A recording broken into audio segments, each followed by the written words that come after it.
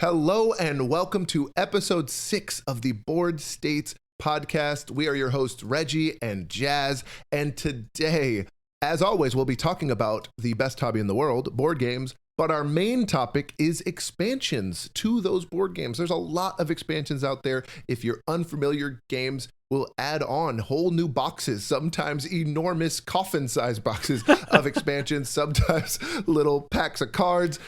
There's a lot of stuff that can get added to your favorite games, and I really want to talk about that. But before we get into that main topic, we're going to do a state of mind. I have a 2 truths and a lie set up for you here today, Jazz. And then we will end, as we always do, with En la Mesa, which is our first impression segment. And I'll be talking about Forest Shuffle with 2 specific expansions included.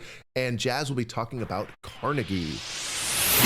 Okay, before we get started here, I'm going to do our state of mind here today. So that is going to be a new, unique one for today, and that is 2 truths and a lie. Have you ever played this, Jazz? I have. I don't think I'm very good, especially, listen, I don't know how we're going to do this way. Like, if you're right in front of me, Reg, like, I can see you on video, Reg, but if you're right in front of me, then I can see the body language a little bit more. Probably I do a little bit better, but we'll see.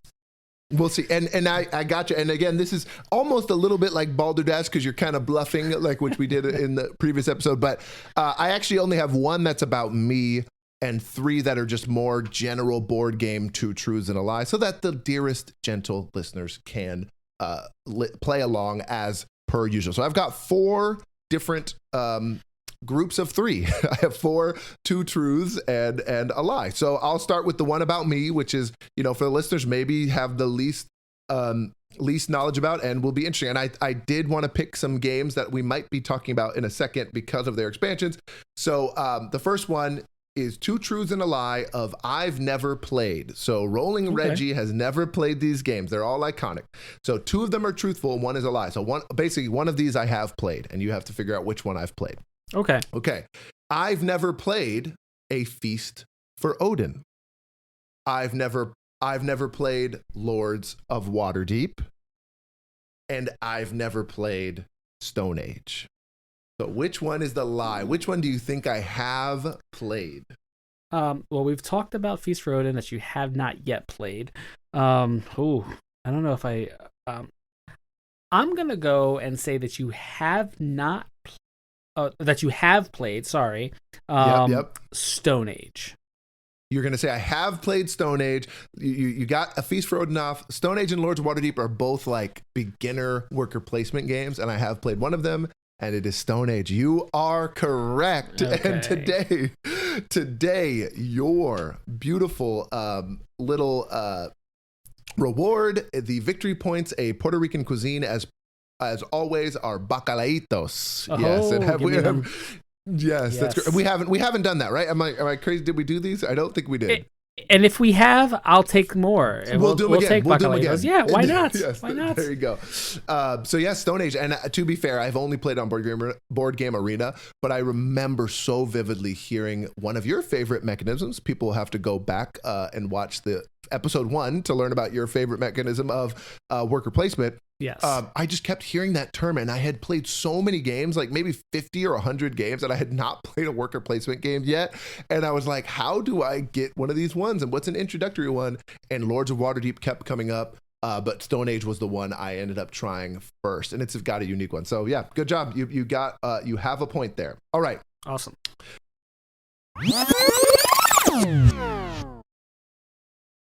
This is future Reggie realizing that I did the exact same victory points from episode 5, Bacalaitos, as I did for episode 6. Who knows? My memory's terrible. What Jazz is playing for today is actually a beautiful, delicious bowl of mofongo. Back to the episode. This is my favorite one that I made of the 4 here. So these are Everdell spin-offs. Okay, these are Everdell spin-offs. There are 3 I'm going to give you. Which one is the lie? Are you ready? I'm ready. These are Everdell spin-offs. Emerland, Glacier Peak, and Silver Frost. Which is the lie? It is Glacier Peak. I think Emerlands was just recently announced, and was I forget Silver the other Frost. One. Silver Frost. Yeah, Silver Frost was the other spinoff. That I know my. Man, I'm just making it too easy. I'm making it too easy. You got it. Good job. Glacier Peak is a volcano in my home state of Washington. So there you go. That's what it sounds like. It could be an Everdell. It does. It definitely does. Glacier Peak, Silver Frost. Okay, good job. Wow. Okay, you're 2 for 2. I think I might be able to have trip you up here. Are you ready? Okay, I'm ready. For this one is 2 truths and a lie. These are games by the Italian designers. So you might have heard of a Luciani, a Tascini, a Nestor Mangone, all of them. So it has to have one of them or both or 2 of them are the designers of these games. They're all 2-syllable, 1-word games. Are you ready? Caylus, Barrage, and Newton. Okay. 2 of these are by Italian designers. 1 is not. Caylus, Barrage, and Newton. I know Newton is Barrage, which is in my game group's list of games to get to the table. Yeah. And Caylus, which I haven't played. Just based off of theming alone, I'm gonna say that it's Caylus that is not the Italian designers.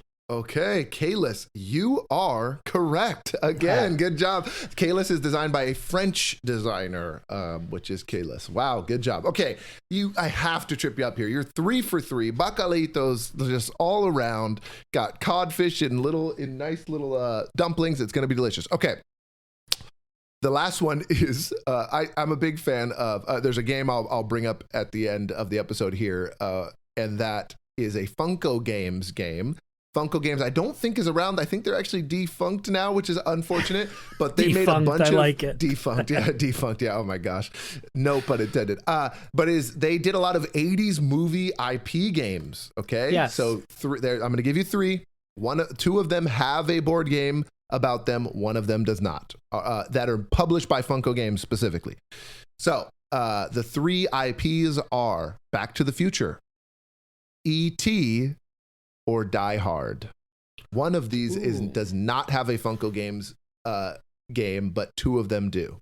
I know Back to the Future. I know they did Jaws. I know there is a Die Hard. I love Jaws though. I do love the Jaws game. Die Hard something Nagasaki. Is that by them? I'm gonna say I haven't seen the ET one on the shelves, so let me go with ET. ET is your final answer, and it was Phone and Die Home, Hard. baby. Oh, for real? I was phoning home. So E.T., they do have an E.T. game that was not that old. I had it up, but it looks beautiful. The Die Hard game that you mentioned, good job, is a real game, but it is not published by Funko Games. So okay, gotcha. Got you on there one. Wow, good job. You got 3 out of 4. I mean, he's just evolving every time, listeners. He's just getting so good here. Yeah. I have to like, get my mind right. So Jazz, will you start us? Just what are your initial thoughts on expansions? Like, what do you think of when you think expansions? Let's get into it. Honestly, what did I used to think versus what I think now? So previously, I was if I had a game that I just loved, I really enjoyed. If there was an announcement for the expansion, it was an auto purchase for me without even looking into it. Now, I am very selective when it comes to purchasing expansions. I do extensive research, and I don't buy many expansions anymore, Reg. Yeah. Well, I totally get. I think one thing you said that's very interesting is, when you do buy, when you're in your early phase, when you're buying expansions immediately, it kind of combats the cult of the new a little bit, Yeah. Because if it's like, if an expansion for a game I love comes out, then I'm just like, I just want to keep playing the game that I love. I already know this love, but it's just adding a little fresh sprinkle in there instead of me buying the newest, hottest game. So I think that's like a big benefit of buying them. But I come from a video game background, which I've said many times on the podcast, as listeners may know. And so I always remember things called DLC. That's what it was called, downloadable content. And like I used to play Gears of War, and then the new big DLC would drop with all these characters or all these new horde mode stuff. And I just loved that so much, to just get a fresh injection for something I had been playing every day. And so I think I do gravitate towards expansions. And I think it's an interesting thing where people have very mixed feelings about them. So again, if you want to send us an email or a comment about it, I would love to hear. But I think for the most part, the expansions that people really identify with the most, people will call it a more stuff expansion, where if it's a big deck of cards, just give us some more cards. If it's tiles and dice, like give us some more ways to mess with that. Maybe give us a new mechanism. But if you don't shake it up too much, a lot of people, the expansions that really add a lot of rules overhead or add a bunch of different modules kind of are the ones that tend to be off-putting. But it all depends on how much you love the game already. So I'm very intrigued to talk about, the ones that you've brought. We both brought a few that we just want to highlight. But before we get into that, there's some really iconic ones. And I hope I'm not stealing your thunder here, Jazz. And I just wanted to say 4 that just, in my time being in the hobby now for the last 5 or so years of seriously consuming a ridiculous amount of content, the 4 that I hear always brought up are Skullport for Lords of Waterdeep. Yes. The Prelude expansion for Terraforming Mars. Tuscany for Viticulture, and Norwegians for A Feast for Odin. There's probably way more iconic, but like the ones I even did some like searching earlier in the week, like there's just so many people who talk about these as some of the essential ones. And we were kind of wanting to avoid the word essential because we just wanted to talk about expansions that we thought were excellent or good. We don't necessarily need to be dubbing expansions as essential. And also we play our own unique amount of games. We're not always playing the most popular, most amazing games all out there. Have you played any of those iconic ones, or were you planning on talking about any of those? I was, honestly, you mentioned all of them. That Skullport, Prelude, Tuscany, Norwegians, I think are all not only iconic, I also think they're essential. Just to making the gameplay just that much more immersive and great. But yeah. Those are 4 ones that I think if you hit it on the head when it comes to like the iconic, or when you're talking about like are expansions like needed or when are they needed, I think those are 4 that every person who has been in the hobby, they'll probably mention those and they'll have their takes, their hot takes on those specific 4 expansions for specific reasons.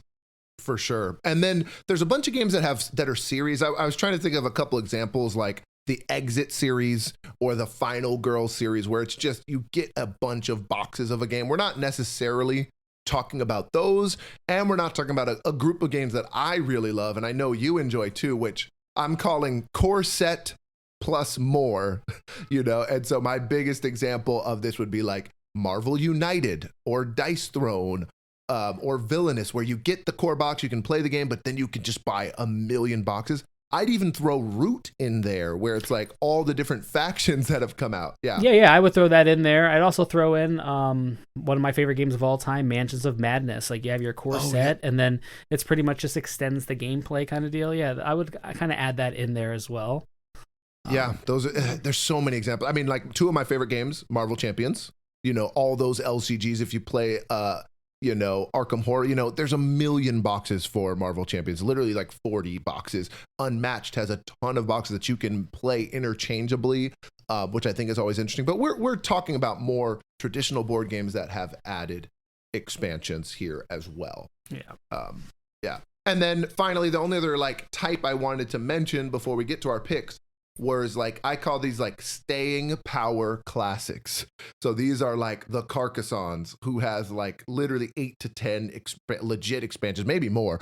Dominion has so many boxes, all that same size as Dominion as well. Catan, Ticket to Ride with all the maps. So like these classic games that are just releasing a box a year, if not more.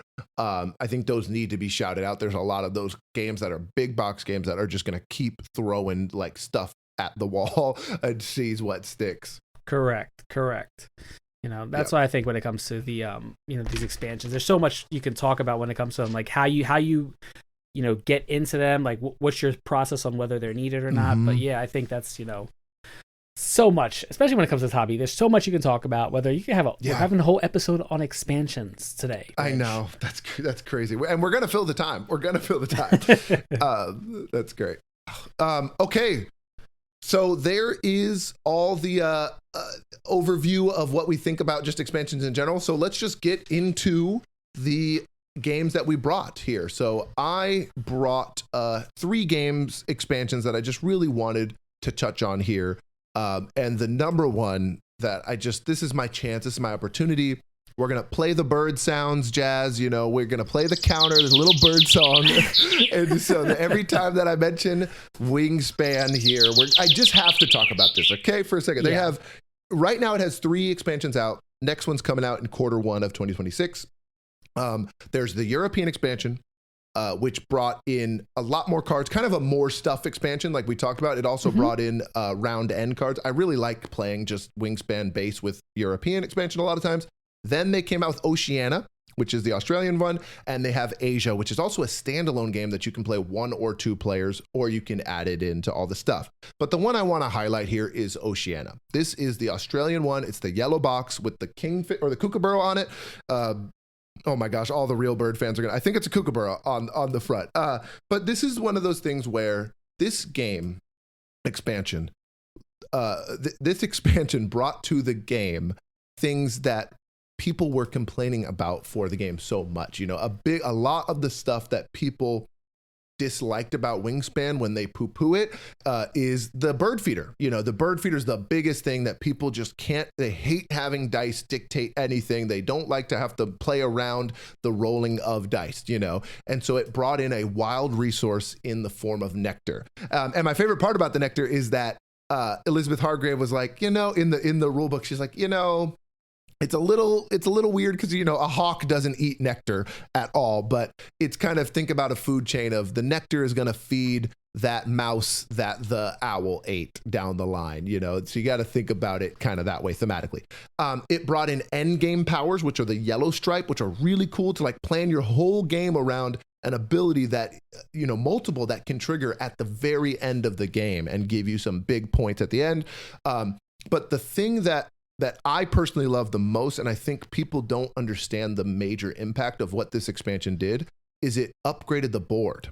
And so it made the forest and the wetland, which is where you get food. The forest is where you get food, and the wetland is where you draw cards. It allowed you to draw more cards and get more food with less birds in that spot. In the base game, if you play it on like on BGA right now, Wingspan, you have to put 2 birds in the forest and 2 birds in the wetland in order to get 2 cards or more than 1 food dice. And so they made that easier, and they simultaneously made egg laying a little weaker. And that was another big thing, is like a lot of times in base Wingspan, if you were just want to win, like at the end of the game, you could play that bird down. But honestly, it's probably just better to lay a bunch of eggs on your last 2 or 3 turns. And that's a huge critique. That's very valid for Wingspan if you're playing the base game. But they fixed the board. They added the nectar. They added these game end powers. And it just adds all this great stuff to it. And I just wish I could use my platform here, the PSA. Like, if you played Wingspan and you didn't like it, or you just thought it was okay, please play the game with Oceania. Honestly, throw Europe in there as well. I can't even wait to see what they're going to do with Antarctica, Africa, Central South America. But just please give it another chance with Oceania. If you don't like it after that, then it's not for you.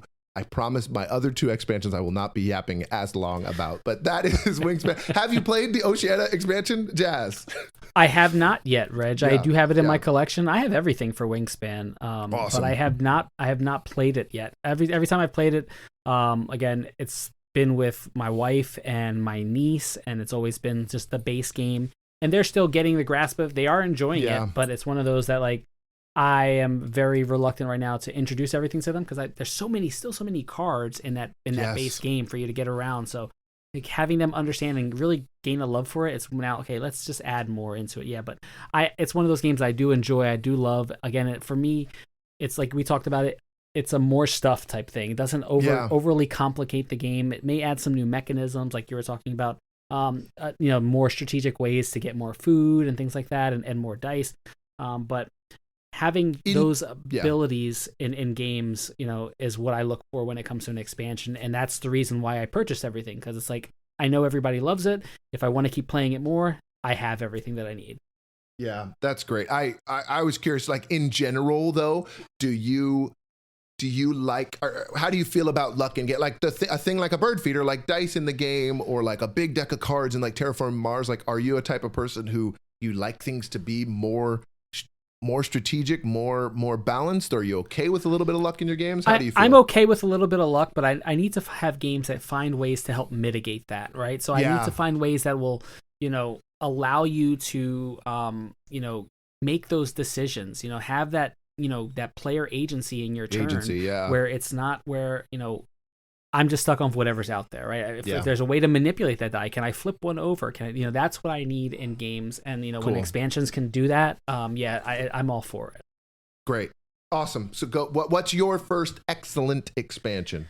My first excellent expansion is the quintessential expansion, I think, that not only makes a great game better, but it's one that if I'm going to teach people right off the bat this game, I'm going to teach it with this expansion, because I think it's going to make people love the game. It doesn't overly complicate the game, and we've already mentioned it, and this is Viticulture Tuscany, the Essential Edition expansion. I will tell you, we talked about my love for worker placement in State of Mind. You mentioned, worker placement games like Stone Age, Lords of Waterdeep, and Lords of Waterdeep was that game that I was introduced to worker placement, fell in love with what worker placement was all about. You took a spot of mine, I can't have access to it. Like, now I'm like rigging my brain on what else I'm going to do to kind of make my engine work the way I wanted it to work, based off of what I have. Yeah, that's such a great thing. It's like you get interaction without like direct conflict, and I think that's such a cool thing about worker placement. Yeah. And what's crazy is, like, you hear a lot of people talk about Euro games having not much player interaction, right? But worker placement, like I said, it doesn't have player interaction in the sense like I'm going to do something and it's going to like affect you immediately, right? It's one of those things that, yes, what I do affects what you're going to do on your turn. That's enough interaction that I need. For me, it's one of those when it's my turn and I'm waiting for it to come around and I'm like, please don't take that plus spot. Please don't take that spot. I need that spot. If not, I'm like 3 turns away from what I need to do. Tension. But Viticulture is the game that changed that with the Grande worker. Having the ability to have one special worker on your team, that's working your vineyard, that can go to a spot that's already been taken by someone else. That's one thing that did it for me and shot this game immediately to my number 1 game of all time. And it sat there for years. Yeah. I played it with Tuscany and it got that much better. Tuscany gives you an extended board, a larger board that has like almost like this area control aspect in the bottom left-hand corner where you're placing, having presence in these certain regions of the map of the board. But it adds these structures and these structure cards that give you more things to do. It's just, again, more stuff. And then you have additional special workers. You have special cards there. It's one of those games that if you do already love Viticulture, this is a must buy. And I don't say that a lot about games. I don't. Yeah. But this is a must buy. I loved Viticulture. I played it with my wife. She's, beat the living bejesus out of me the first time I taught it to her. Yeah. And then we played it immediately right again. And she, just this time smacked me upside the head 3 times to beat me. But again, it's one of those games that I just love. I know people house rule this game a lot. Where, especially when you're drawing the order cards with the visitor cards, Vine right? cards or the visitor cards. Right. And people will say, okay, I'm gonna, instead of just drawing 1, they'll draw 2, right? And you can pick and you can choose one. So those are other ways that I've seen on BGG where players are finding ways to make the game a little bit more strategic, where you're not just stuck with whatever you're drawn, right? And sometimes turns can seem like they're a little bit stale because you're forced to take a direction as of forced to creating your. And so again, when we talked about this is one of those things that I do enjoy, and I have everything for this game. I do love it. It's in my top 5 of all time. Awesome. Tuscany just sits it right there. Yeah, it's just that good. That's so great. I love Viticulture. I really, really enjoy it. I'll talk about how I play it, but I have not. This is sacrilege. I have not played Tuscany yet. I still haven't played because it's got the 4 seasons. I don't think you even mentioned that part too. Yeah, correct. Going from 2 seasons to 4 is a big difference, and I feel like that might be overwhelming. But like, I forgot about the little area majority thing you talked about. Like, we're the exact same. My wife whoops my butt in this game. I've been winning recently, which is great, but it is kind of the heavy weeknight game we will play. You know, is viticulture if we want to play something heavier, and we live in wine country, so we're big fans of that. That I will say. So how I play, first of all, metal coins. Not really an expansion, but I love the metal coins. They're a must. They're a must. Then I talked about this recently on Chaz's channel, Game Night Picks. I went on a whole rant about a tangent about this, but the More Visitors expansion is one of my favorites, and it's just a bunch of new visitor cards that were designed by Uwe Rosenberg. Do you have these? Yeah. Yes, I do. And they put it. What happened is allegedly he reached out to Jamie and said how much he liked the game, and then Jamie's like, "You're my idol." Jamie Stagmeyer's like, "I love you so much." He's like, "Would you be interested?" And within a couple days, he responded with like 95 different ideas for visitor cards in like days, like 72 hours. I'm like, Uwe Rosenberg, man, you're a beast. And so they ended up putting it together for like 60. And it's so cool because viticulture is also one of the few games that's actually a Stone Meyer game because it is Alan Stone and Jamie Stegmaier together. So that's great. I wanted to ask you, have you played Viticulture World? I have it. I have learned it.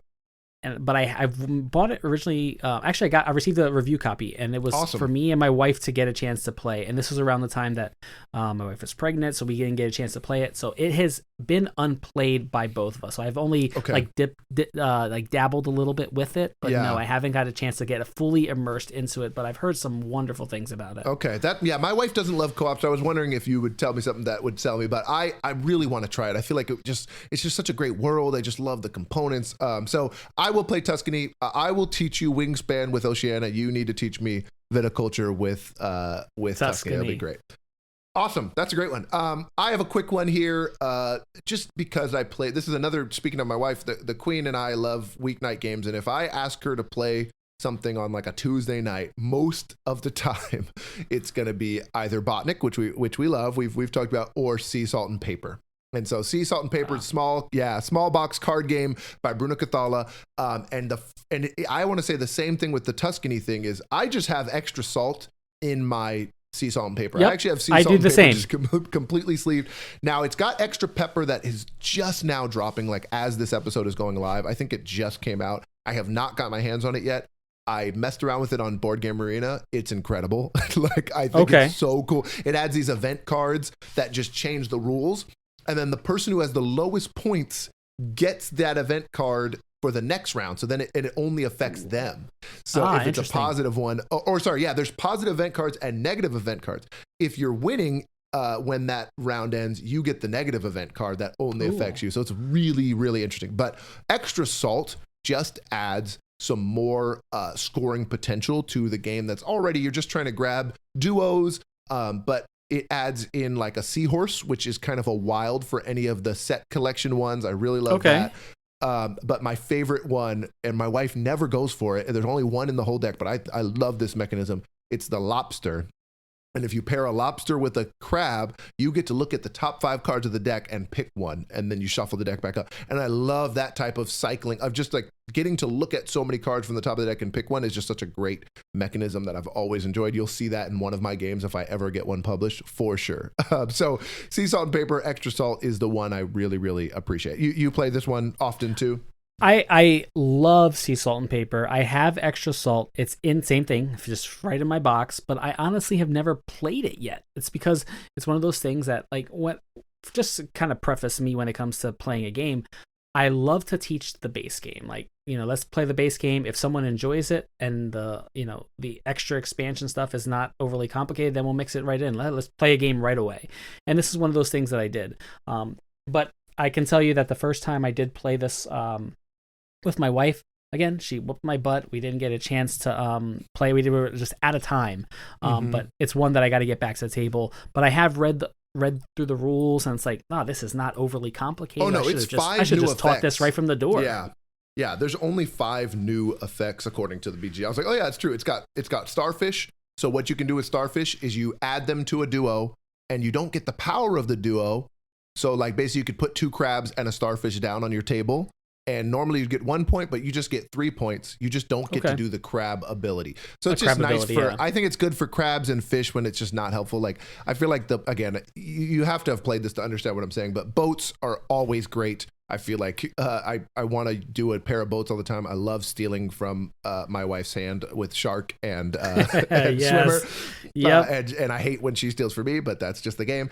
The jellyfish are added that you put with a swimmer, and there's 2 of them. If you pair the swimmer with the jellyfish, you zap the whole table, and everybody's next turn, they just have to draw the top card from the deck. That's all they get to do. 1 card, which is very little agency. So it's kind of a nice little way to put them down. The seahorse, the lobster I mentioned, and then they added the colony of crabs, which was not in the base game for some reason. So it works the same as like the lighthouse for boats or the school of fish for fish. So yeah, it's a great one. I really can't wait to play Extra Pepper. But I love that it just comes in a little like pack of cards, like a magic pack or a Pokemon pack. Yep. And I keep it in there.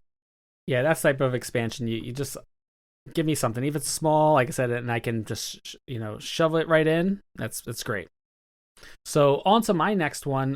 We're gonna keep it Stonemaier here, all right? And I'm gonna go with Tapestry. Tapestry again has just some great expansions to it, but specifically the one that seems to add just more to the game is Arts and Architecture expansion. This is the one that adds that new Arts and Architecture board. It adds some more of the miniatures.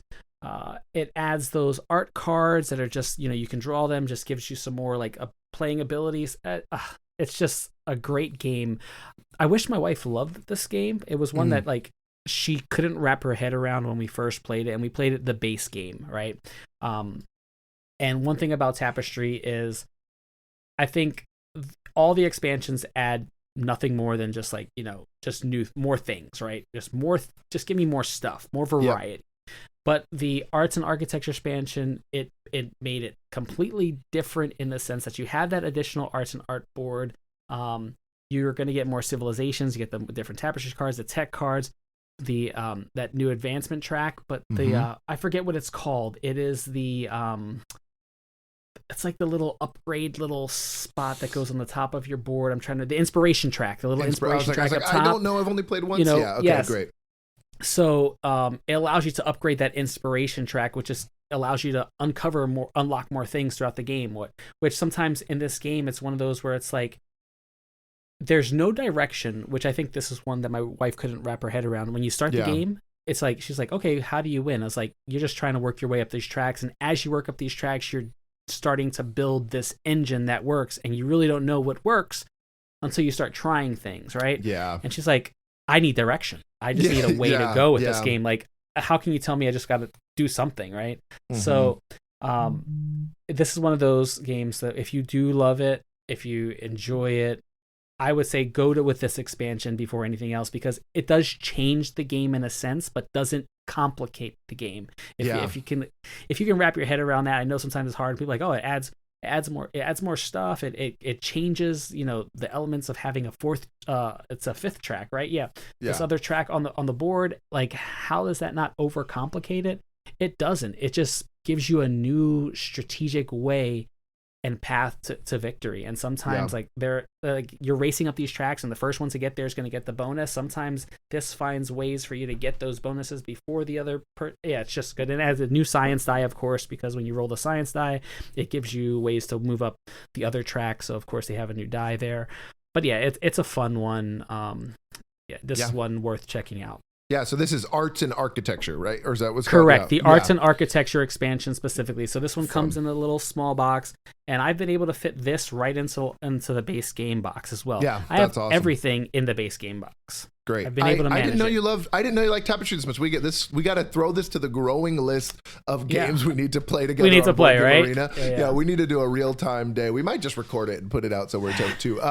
But Tapestry specifically, I got a shout out to Kenan and Alba and Alba's husband Zach. We played this on Board Game Arena like over a year ago or something, and we just all played it on Board Game Arena real time. It was really, really fun, and I enjoyed it, and I love the tracks. And I think again, it just comes down to people's expectations. The people who again don't like this game, they thought it was supposed to be a 4X game, you know, and it's really a tech management Euro game that just happens to be Civilization themed. And so I really think it's cool. I think the coolest thing about Tapestry recently is that he even did like a revised Civilization pack, like completely revising the game recently, which was like basically an errata, like fixing some of the civilizations that people said they didn't like or that were maybe a little unbalanced. And I think that's a thing that games can do now too. It's not as easy as a video game. Like you can just patch a video game. If there's something broke in a video game, you send out an online patch, people download it and they fix it. With a board game, you got to put out an entire new package to do a full errata is what they call it. When they do something like that. So that's cool. Yeah, I agree. That's one of those things that, like I said, it was a huge turnoff to people. Like things were just unbalanced in the beginning. Yeah. And honestly, when you, it's tough, right? Because for me, from a standpoint, when there's, gamers want things that are just different, right? Yeah. And then they want it now sometimes. And it's like, I think designers and publishers are they're trying to meet the demand of these gamers sometimes, right? And they want the variety. And sometimes I think certain things do not get the play testing that they need, right, to understand how much goes into certain, especially these games with like asymmetric faction boards, right? Where it's like, okay, how does this faction go with this? And then gamers are really out there, especially those hardcore gamers. They're out there to min max everything. And I think depending on who your playtesting group is, they may not be there to min max everything. They're just there to have a good time and have fun, which is me. I'm just there to have a good time and have fun. I'm min-maxing when I'm playing against my board game group, and we're trying to see who's got the most wins for the week, right? So, but yeah, this is awesome. This is a great one. I think that's great, and I'm pretty sure when I played it, it had that in it. I don't know if I knew what the expansion was that was in there, but we got to play Tapestry. That's cool. All right. I talked about Wingspan Oceania and Sea Salt and Paper Extra Salt. Pretty light games still, relatively light. And I was thinking about going with one of my heavy games in my top 10, like Dune Imperium Bloodlines. I think it's a great expansion. I've been really enjoying. Arc Nova Marine Worlds is a really solid expansion. But I'm going light again. I'm going with my heart. Another lighter game that I just think this is one that I would maybe call an essential expansion. And that is for Sagrada. And it is called the 5 to 6 player expansion. It actually has a lot of expansions. And so that's another thing we didn't mention, that some expansions are just to add player count too. The Carcassonne's first one did that. Cascadia Landmarks allows you to go up to 6 players, which again, I don't know why you would do that, in my opinion. But with Sagrada, because it's a snake draft, that 5 to 6 players really goes pretty fast still. And so it still lets you play at a big player count, which I really like. But the real reason is it added new private objectives. And I just think the private objectives in the base game, it's like, just based on the colors, like you just score for all your yellow dice or score for all your blue dice.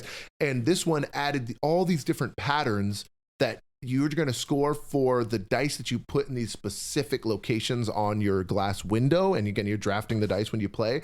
And I just think, again, it's another one of those. Sagrada is a pretty light game. It's a gateway game, one of my gateway games, but it's a great game too. It's a great game. It's a very solid puzzle. I really enjoy it solo. I really enjoy it with other people, but I just think that Sagrada 5 to 6 player expansion is truly, truly underrated by people who have only played the base game. It's one of those. I think that's what I was thinking about with this, is like throw this in here, and like I promise you it will enhance your experience of the base game. Is the 5 to 6 player. And I didn't even mention the biggest thing is it adds these private dice pools. And so with our conversation about randomness, you get to start with some extra dice in your own little pool that you can put instead of drafting from the middle at any time throughout the game. And so you just have these dice numbers and colors that you can rely on the whole game. So the Sagrada 5 to 6 player expansion is the one I'm going to shout out as my last one of the 3 here.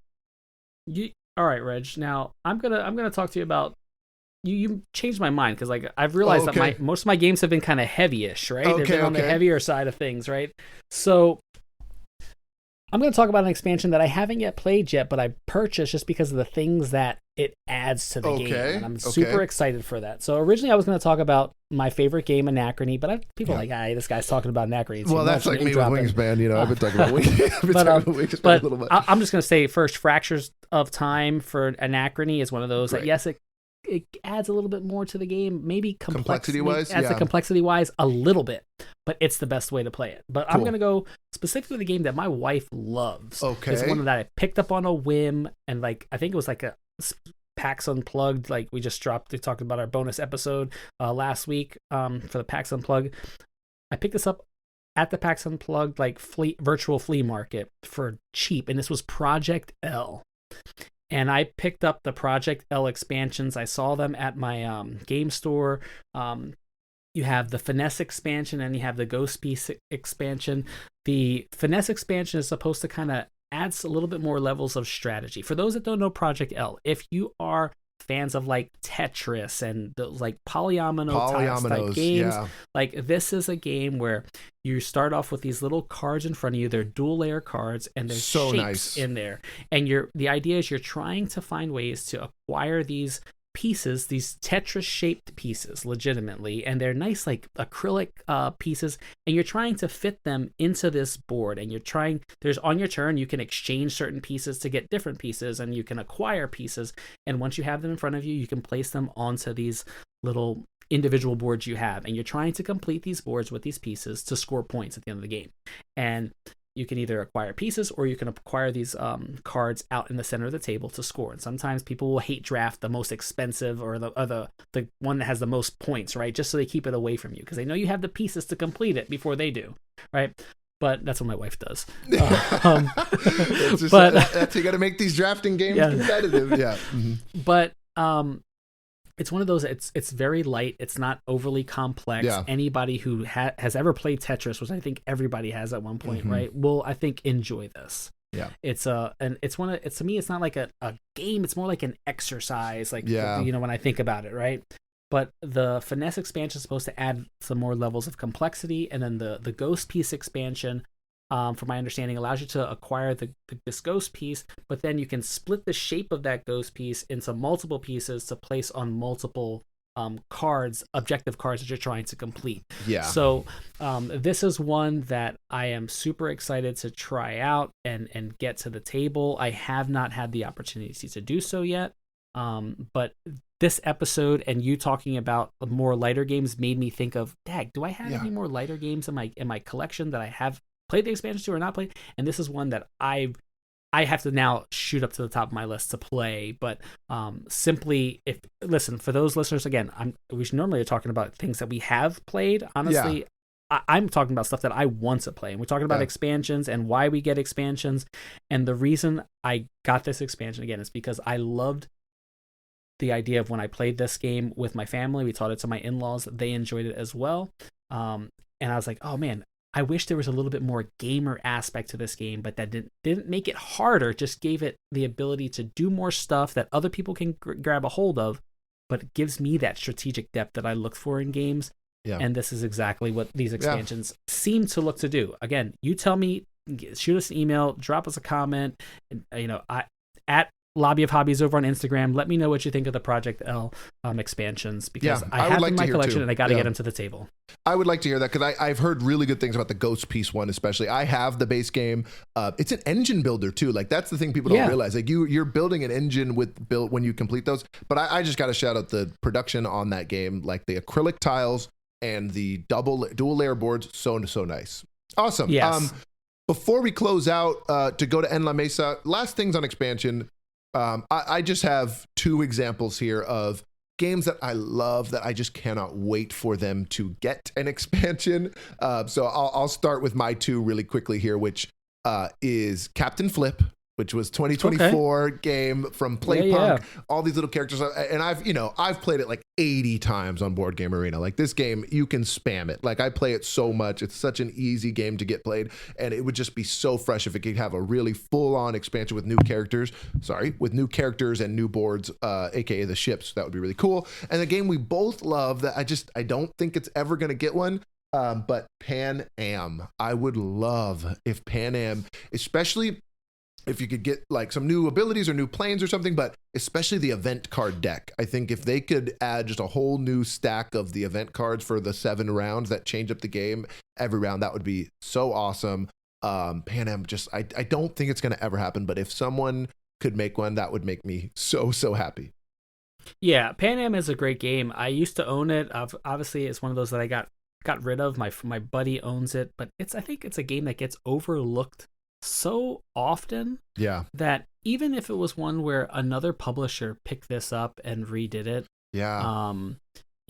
Obviously, maybe even I wouldldn't say deluxeified it. That's the word I was thinking right before you said it.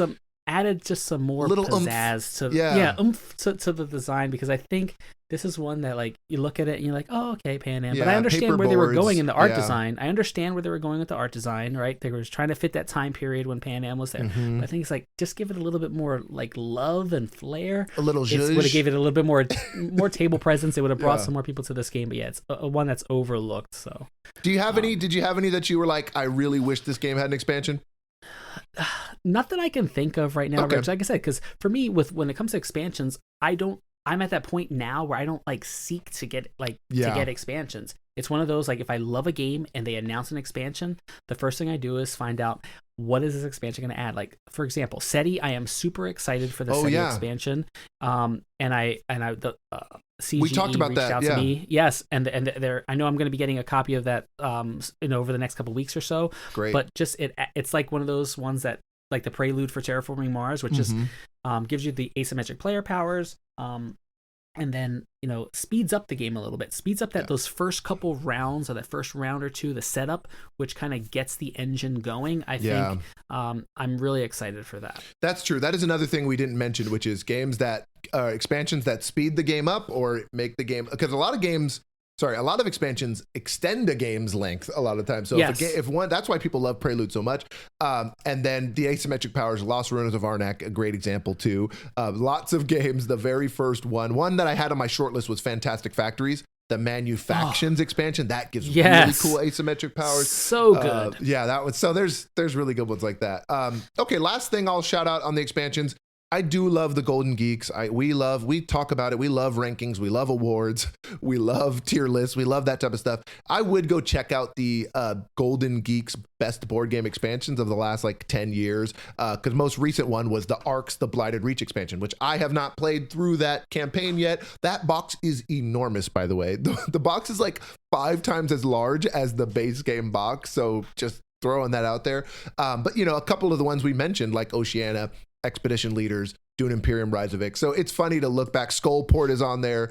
And again, Golden Geeks are just what's the word I'm looking for? A popularity contest. I mean, they really are just a People's Choice Award, but it's still fun to look at. Arc Nova Marine Worlds, I just mentioned, but it's always good. I use award nominations as a way to find games that I'm interested in. I'll just give a quick example.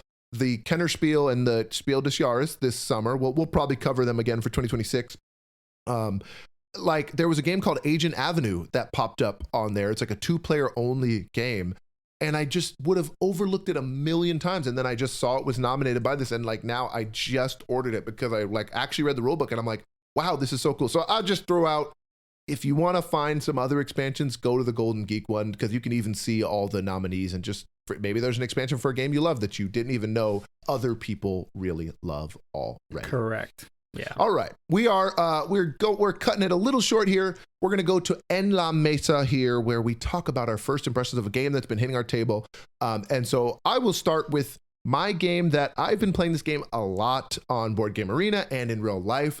But I just had a huge revitalization of love for this game because of one specific expansion. So the game is called Forest Shuffle. Forest Shuffle is originally a 2024 game. A designer's name is Kosh. By the way, he's just so cool. Or they, I don't even know, like Beyonce that just got the one word name. Is it a group of people? I don't know. They're so cool. Kosh is their name. It is now got all the way up to 159, which I think is just awesome. Published by Lookout Games. It is a very light production. It's one little cardboard fold out for the clearing, which you don't even need, and then just a huge deck of cards. And And so it's not really an engine building game. It's kind of just a big scoring game. You know, you're trying to score points with a lot of combos and getting all these different animals and plant life, flora and fauna, if you want to be fancy, that are going to score off of each other. And so when the first game came out, and I was even on this train, I was kind of defending the game a lot at the beginning. But you know, the wolves and the deer were really, really strong. That was a really strong combo. And they came out with 2 more expansions that just added more cards, more tags, more symbols. And so they did Alpine in that same year and Woodland Edge, I think the next year. One of them came out in 2024, one of them came out in 2023. And those are great expansions. I have Alpine. I really like Alpine because it adds these mountain type cards, and I like some of the cards that are in there. But what they just released in 2025 is a expansion called Exploration. And it's a small little box. Cool. And it has like 4 little things that it puts in here. But the most important thing is it adds an automa. And now we've been talking about Stonemaier games, you know, a lot of them just come out with an automa solo at the beginning, but we didn't even talk about changing player counts to 5 and 6 is obvious, but there's some expansions that gives you a solo mode to the game, you know. Correct, yeah. And there are people out there, I have heard, that wish that all solo modes were just expansions because they hate solo mode so much. Like, why are you making me pay extra when I never play solo? And that's an opinion. I'll say that's an opinion, but the Exploration one, you know, it's just a small box that adds these automa cards, and it's the simplest, like all it's doing is kind of cycling the cards out of the clearing for you. So I'm just flipping a card. I'm not playing against someone. I'm not trying to beat a certain score, or I'm not just looking in the rule book and seeing what my score means. Like, hey, you did great. Try again next time. It's just going for a score. And then there are these challenge cards, and you can decide if you want to go bronze, silver, or gold to like kind of go for like a certain number of points and also accomplish. One of the examples was like, have 4 bats in your forest by the end of the game, you know, and I just really, really enjoy that. And it even has in the instructions, it says, you know, how many cards you remove from the deck if you're just playing with base game, or if you're playing with one expansion, or you're playing with both expansions. So I think that is really, really cool. I've been really enjoying this Exploration to add on to a game that already feels so cozy, already feels multiplayer solitaire. To actually give it a solitaire mode, I think is really, really cool. So that is Forest Shuffle with the Exploration expansion specifically. I love Forest Shuffle. I haven't gotten a chance to play the new one that just released, but yeah, Forest Shuffle is a fun one. I enjoyed it. I think it was, we just talked about PAX Unplugged. I was introduced to it for the first time at PAX Unplugged last year. Oh, it's awesome. Some of my buddies from, you know, that come from other states, they travel in a day early, and we normally meet at their Airbnb the day before PAX Unplugged, and we just play games all day. And I was introduced to Forest Shuffle for the first time. So yeah, this is a fun one. It's definitely one I'd be interested in checking out and playing some more on BGA. But yeah, that one. Oh, sorry. No, go. What you were going to say. The thing you were going to say is called Dartmore. That's the newest version. Correct. That is a standalone, so you can just buy that and play it on its own. But that's also been really fun. I like what they added in that game. But let's get to talking about Carnegie, right? Yeah, Carnegie. This is a I was fortunate enough to get a copy of this from the publisher about 2 years ago, and I've played it. I played it a couple times here and there, and I just like one of those just kind of fell off the me forgetting about it. Not that I forget how much I enjoyed it or I didn't enjoy it. I really enjoyed this game. It's one of those that my game group and I were trying to figure out what we're going to play again. And I was like, hey, we haven't gotten Carnegie to the table in a while. It's one I've really got to get back to the table, because I had played it a couple times on BGA, and it's one of those games that you play on BGA unless you are really good at what you have to do, and it's like a heavier Euro game. You can't play this one, for me, I just can't play this one asynchronous, because I kind of forget what I did, right? You have to play this one live. So that's why playing the physical copy is the way to go of this one, unless you're playing on BGA live with your friends. But man, this one centers around Andrew Carnegie, right? And this, philanthropist, money tycoon person, Mr. Moneybags, aka Mr. Moneybags. Yeah. But this is a heavy Euro through and through, where you're pretty much just going to be managing your corporation, and you're building these different different sections of your business, in essence, right? You have this building board, right? And this building board, you're adding different offices sections into your building, and each of these are going to give you various actions that you can do. But what's really interesting is that these specific rooms that are, in essence, that you're placing onto your player board, there's a finite amount of them in the game, and so it's like, if you want those specific actions, to be able to do those actions, you have to be able to be the first ones to get to getting those actions onto your player board, right? And what's also really cool is that's this player board is like where you place your rooms or your offices in your board are very important. It's very strategic, because one of the actions that you're doing is you're moving your workers, and your workers kind of start off in the lobby, and you have a set number of movements to get your workers to these specific office spaces. And once they're in these office spaces will give you the actual actions to do. And whether you have 1 or 2 workers or 3 workers that you get there, you just need to be able to strategically place them, which is, again, the elements of strategy in this game. It's just, it gets your brain kind of burning in all the right and firing on the right cylinders, but it's not overly complex that you just don't know what the heck you're doing. I remember the very first time I played this game, I did not know what the heck I was doing, but I'm gonna blame it on my Mike. It is. I'm gonna blame it on my buddy Mike for not doing a good rules teach. It's the teacher. It's always the teacher's fault. Mike is a really good game teacher, but I think it was just late at night when we finally got to this game's table. But what's really cool about this game is not only activating these specific spots on your company board, but it's your actions that you have. So you have these various action markers that you can do, and each player is going to be choosing one of 4 different actions, right? But there's a limit to the amount of actions that you can take of each one during the game. But this kind of has that Puerto Rico-esque type flair where I choose this action, everybody else has to follow that action. Follow actions. Yeah, the follow action. Every game is inspired by Puerto Rico. I mean, let's just throw it out there. Even Wingspan. Yes. And you have like your human resource action, which allows you to move your players throughout your company, right? You have your management action, and that's how you're going to acquire goods. You're going to acquire money. You have your construction action, which is going to allow you to just build these projects. You're going to just research and development. You're going to build your research and development departments within your company. And then you have the research and development action, which is, this transportation portion of the board, right? Where there's going to be, depending on where you're at and which area you're activating, you're going to have a set number of, I guess, like buying power or action power. I don't know how the right, we have some Carnegie buffs out there who are probably gonna be like, this guy has no idea. This guy doesn't know what he's talking about. Right?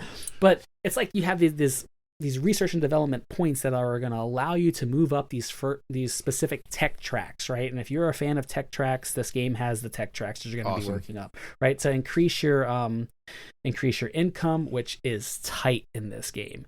Income is tight. And man, I love a game that has tight resource management, because it really makes you think, what am I going to do to maximize my turns? Yeah. And this game, I think it's based off, you only had like 20 turns in the entire game. I know, it's like 20 rounds seems like a lot, but it's just 1 turn every round. Yeah, 1 turn every round. Yeah, that's a lot. And everybody's doing that 1 turn.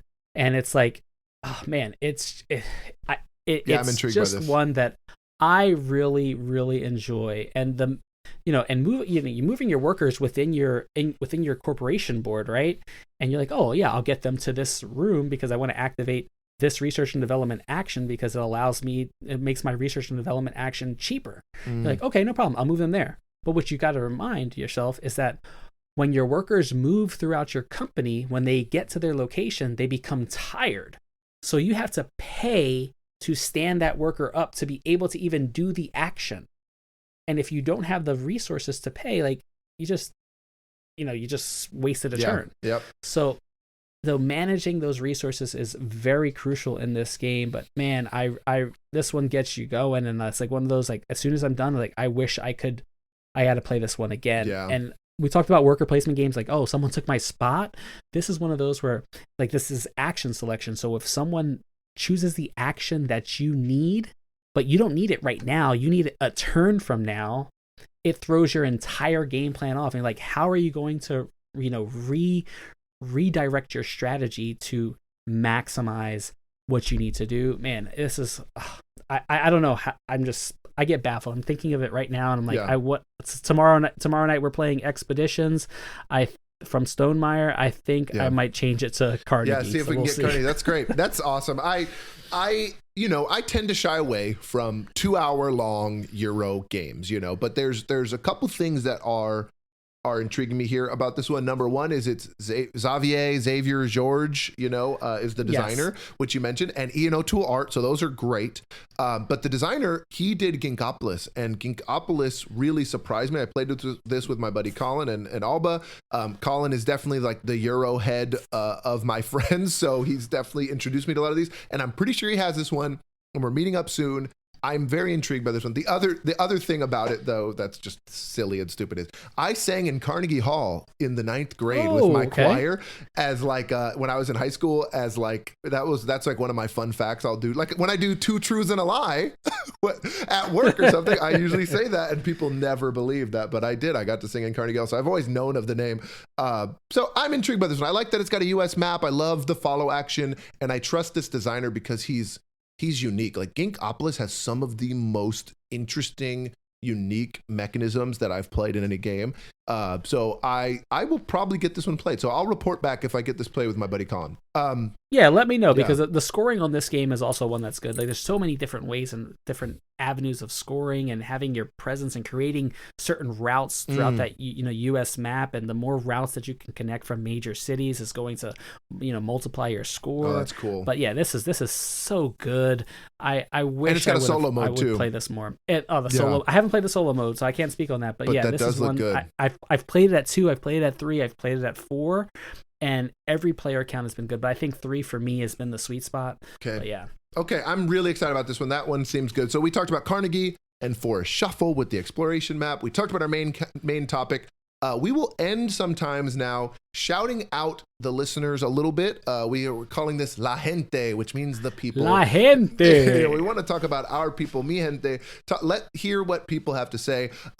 But some of you might be waiting on bated breath to hear the results from our board game draft from episode 4. Oh, me, myself included, Reg, because you haven't shared the results. No, I didn't share this. Guess what? We have an even number of people who have answered. Jazz and I chose not to answer here. So we are completely tied right now. So we're going to come back and report back in a future episode. But we need you listeners. If you listen to the episode or you haven't, go back to it and click on that link. I think it is still, I'll make sure that it's still available. Go vote on which one you like better. We cannot give you the results because, both of us had great lists. Let's just be honest. Let's be honest. I would agree. But we do need to come up with a winner.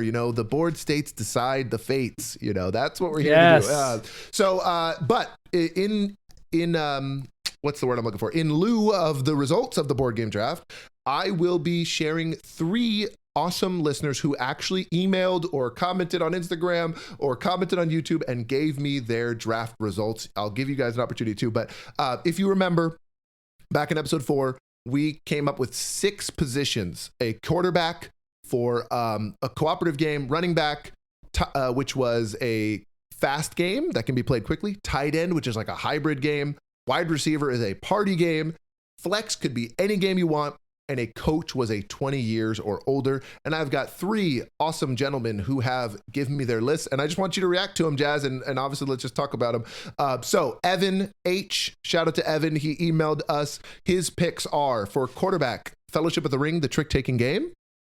For running back, he did Love Letter. For the tight end, he did Lost Ruins of Arnak. Wide receiver, he did Time's Up.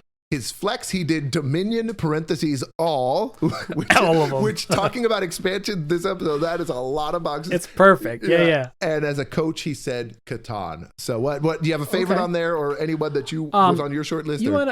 Honestly, I just recently got Catan into my collection just because I've never played the physical version of it. But so I'm intrigued because it's one of those that it's the quintessential gateway game, right? So I'm figuring, although I know there's other stuff that's out there better, I don't play games a lot now for me, especially I play it for my family to see what I can introduce them to. So that's why I want to give it a try. But Love Letter is one that I completely forgot. Yeah, that was a good one. Yeah. Early on in the game, I played this all the time. I even upgraded it with these like little heart pieces that I got from like on Amazon somewhere, and just it added to the experience of this. But yeah, Love Letter I traveled with it everywhere. Yeah. I got to bust that out because I know it's like deep in the recesses of my collection, but I will get it out. I'll also shout out Love Letter. I have the Bridgerton version, and it comes with these gems, these little like plastic diamonds that are really great to replace that. I got to shout out Time's Up because that is just monikers. So we had the same pick for wide receiver. Basically, they're the same game, just with different painted coats. And I just think Lost Run of Arnak is kind of the quintessential tight end game. It's very much a hybrid because it's worker placement and deck building. Great job, Evan. Thank you for replying. Really appreciate it. Shout out to Kenan, the designer of the best logo in the biz, our logo, and his own at Punchboard Cathedral. Shout out to Kenan. Okay, here are his picks, which I like a lot of these too. QB was Spirit Island. Running back was Dropolter. Wide receiver was One Night Ultimate Werewolf. Tight end was Scythe, flex was Clank, and the coach was Carcassonne. Love Carcassonne there. It's one that still gets a lot of play in my house.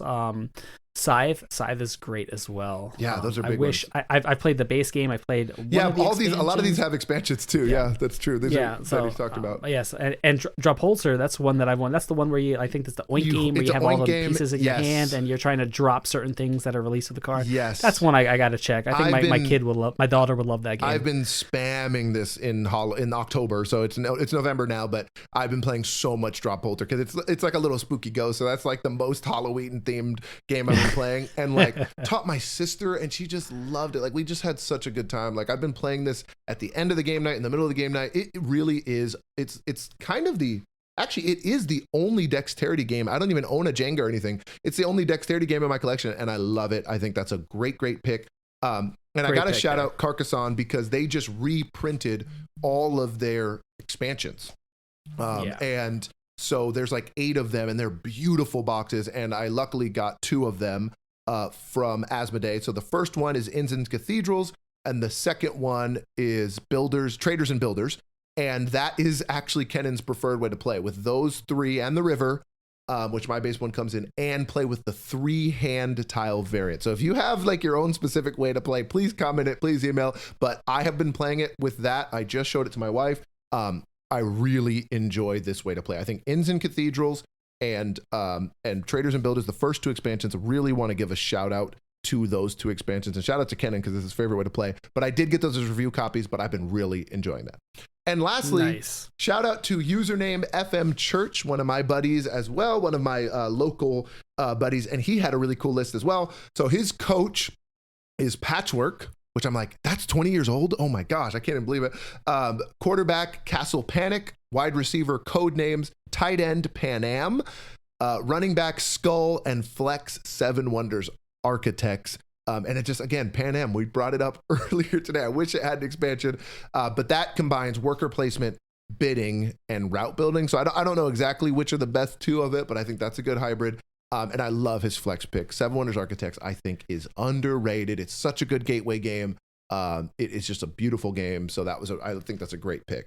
Any reactions? Yeah, that is a great pick, and it's one of my, I think it's my favorite way right now to play 7 Wonders. Yeah. The Castle Panic is I think so great. Yeah, it's such a great with family kids? Yeah, co-op it's a good family. game. Yeah. It's just like one of those. Seeing the boulders move down, the monsters coming in, trying to attack the castle. It's just a fun one. I know they deluxeified that, which probably makes it even better. Patchwork, I have a love-hate relationship with Patchwork. I love the design. I just hate the fact that I suck at that game. Yeah, it's so hard. But it's a good one. And Codenames is great. Skull is one I was introduced to. Such a quick, fast game that has a lot of laughs. It's like a perfect, like, take it to a bar if you want to have a couple drinks and you just play this game. It's literally coasters. It has like little coasters, right? So it's just a fun game. Yeah, definitely. Great picks. Yeah, thank you guys. Evan, picks. Kenan, and Jake there. Really, really appreciate you giving us your list and draft. So just a call out to everybody out there, go back and vote. We need to know the answer. Which of ours do you like better? We have an even number right now. So go back and vote. We'll report back. But we really appreciate appreciate you listening. We're a little over time here tonight. So if you want to reach out to us, make sure you check out our email address, boardstatespod@gmail.com. You can comment on Spotify or YouTube. And if you want to yap at us directly, you can message us on Instagram, Blue Sky, X, Jazz's Lobby of Hobbies, and I am rolling.reggie, mostly on Blue Sky and IG there too. So close us out, Jazz. Yeah, first off, we want to give a shout out to our music producer at Dre the Producer on Instagram, and also our art logo designer Kenan over at Punchboard Cathedral. Big shout outs to them. Go follow them over on their Instagram as well. But we want to give you guys, first off, thanks for listening to us talk about the best hobby in the world, board games. And again, here on Board States, where friends become rivals and the board states decide the outcome. Again, we'll catch you guys on the next episode. But for now, Nos vemos. Nos vemos.